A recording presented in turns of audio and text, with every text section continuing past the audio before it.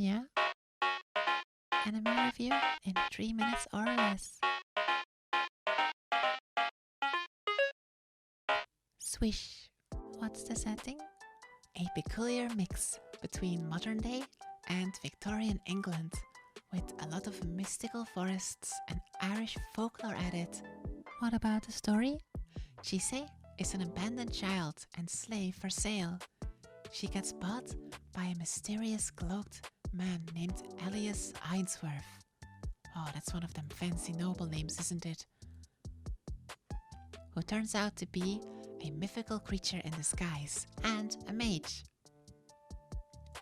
Elias takes Chise in, teaches her about life, and makes her his apprentice. There is little to no loot, by the way, so that's nice. It then becomes a bit of an episodic monster of the week, although often it is not combat, it's just a creature that we have to converse with, or some emotion to understand, or a misunderstanding to clarify. There is an overarching, not goal per se, but progression. And as the characters do evolve, we do get to know two villains of sorts that are sorcerers instead of mages, I think. Hey look, another pretty scene.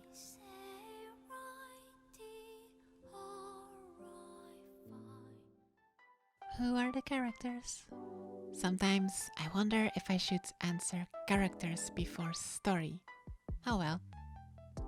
Stealing the show is of course the tumultuous relationship between Chise, the young Japanese girl and main protagonist, and her mentor, teacher, father figure, mythical creature that wants to eat and or marry her, Elias Ainsworth. It's interesting because seeing Chise grow from a depressed child who's been through a lot to accepting being recognized, making friends, becoming a mage, even guiding her own mentor and learning to accept the truth of her past, to Elias, who's meant to be a respectable mage, but he's all sorts of fruited up in the head and he doesn't know how to communicate very well with Chise. Their relationship is peculiar, let's say. Two flat characters walking circles around each other, trying to understand each other. The age difference makes it rather strange, as well as the fact it's a human and a monster. X. Anyway, plenty of other recurring side characters that play off of our main cast nicely and help to get some sort of plot in motion. How long is it? 24 episodes. Genre? Slice of life? Fantasy? It's kind of hard to put this one, to be honest. What's the music like? So pretty! Wow! Pretty. And the animation? Be prepared for stunning visuals just about every episode. Picturesque landscapes that capture the mystique and melancholy that drives this show. Karate show. Hiya! Is it finished?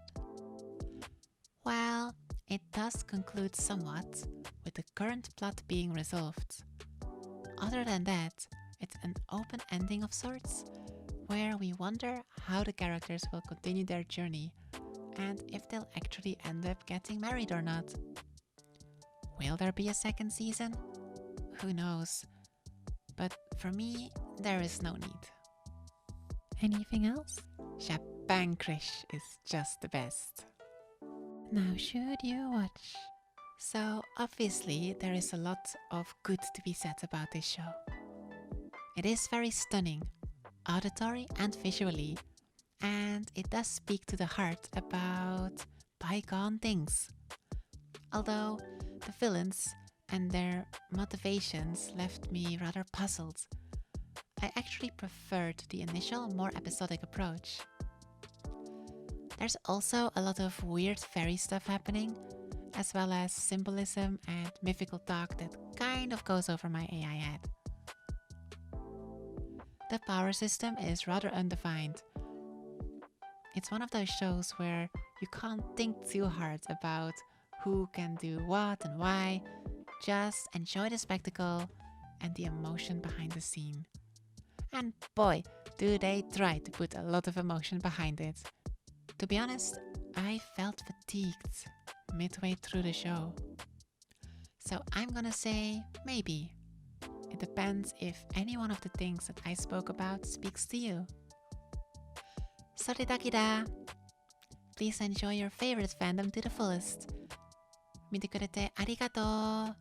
Bye bye!